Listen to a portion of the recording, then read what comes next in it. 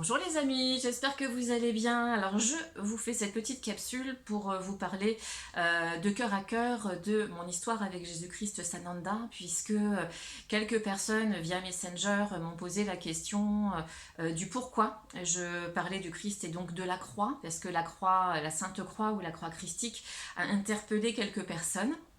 Et j'ai tout simplement envie de vous répondre que lorsque je parle du Christ, c'est en sortant de tout dogme religieux, bien sûr, puisqu'il y a une différence entre l'Église de l'homme qui parle du Christ d'une certaine manière et nous le montre un petit peu comme un sauveur du monde au travers des péchés que nous aurions soi-disant commis, et puis l'Église de Christ qui lui est l'église de la liberté et de la connaissance du cheminement de Christ dans ce qu'il nous porte comme message. Et donc là, pour faire la dissociation des deux, eh bien, nous avons besoin de rentrer en nous, de comprendre un petit peu plus profondément la symbolique. Et cette symbolique, au fil de mon élévation, j'ai commencé par l'Église de l'homme, je suis allée dans les évangiles et beaucoup d'autres livres sacrés aussi, vous le savez, je vous en parle tout le temps.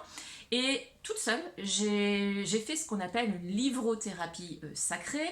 J'ai pris ces livres, j'ai lu les livres en diagonale, c'est-à-dire que je prenais les passages tels que je le ressentais, je positionnais mon doigt et j'avais toujours une réponse sur ce que je vivais ou ce que je ressentais sur cette polarité christique beaucoup plus libre, en fait, hors des dogmes, et qui m'a mené en fait à comprendre que Christ nous portait une parole qui était celle bien sûr de l'amour que nous sommes en nous et de ce germe qui n'attend que d'être arrosé, d'être vraiment mis en avant au travers de cette lumière intérieure qui en émane lorsque nous en prenons soin.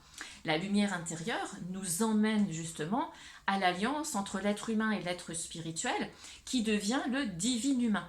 Le divin en nous, c'est l'être humain qui se met en accord avec l'être spirituel, qui au travers du cœur et de l'amour qui vont se porter mutuellement, eh bien, vont se complémenter et vont réussir à comprendre que peut-être ce qui avait été appris initialement au travers des religions, dans une certaine forme dogmatique, eh bien, au travers d'autres textes aussi, je pense en effet aux évangiles apocryphes par exemple, eh bien, sachez qu'ils m'ont ouvert les yeux sur beaucoup de choses, sur la polarité de la vie du Christ, mais pas que sur ça. Hein. En tout cas, pour vous mettre la puce à l'oreille, ça m'a énormément apporté. C'est ce qui fait qu'aujourd'hui, je vous parle du Christ comme je vous parle de mon expérience, parce qu'il vibre en moi. C'est ce que véritablement il nous apporte comme image, entre guillemets, comme message, les images au travers des paraboles, comme message au travers de sa vie. Et bien sûr, ça n'engage que moi. La réalité dont je vous parle, c'est la mienne. Et je vous la transmets parce que ça apporte tellement de bonheur intérieur, c'est une nourriture unique qui nous permet véritablement de sortir du mental et de montrer justement au mental qu'il existe autre chose. Et lorsqu'il le comprend, eh bien, il devient beaucoup plus calme et beaucoup plus apaisé parce qu'il se rend compte qu'il y a quelque chose de beaucoup plus puissant que lui dans la domination, parce que le mental cherche un petit peu le pouvoir, hein, on va dire, parce qu'il a toujours peur de lâcher ses vieux schémas mentaux et psychologiques, et même émotionnels aussi, hein, de toute façon, émotionnels et spirituels, parce que nous rencontrons aussi notre ego spirituel, et le fait d'avoir fait la rencontre de Christ au plus profond de mon cœur, dans ce que l'on appelle le cœur sacré, eh bien, ça m'a permis véritablement de réussir à complémentariser l'ego matériel, l'ego de l'humain, et l'ego spirituel. Éviter trop de dualité par cet amour que je ne cessais de me donner et que je ressentais au plus profond de moi et que j'arrivais à émettre autour de moi. Simplement, le plus délicat, c'est de réussir à l'émettre sans trop de lumière parce que les personnes ont parfois des difficultés à comprendre ce qui leur est envoyé. Vous savez ce que vous vivez, mais eux, parfois, alors surtout lorsque vous venez de rencontrer quelqu'un, eh ben, sont totalement dans cet inconnu. Ça leur fait du bien de vivre ça, de le ressentir et de le partager avec vous. Seulement pour eux, à l'intérieur, parfois, c'est quelque chose qui est assez délicat à comprendre et à apprendre. C'est ce que Christ nous enseigne aussi au travers de ses paraboles. Hein. Donc ça, et on en parlera des paraboles.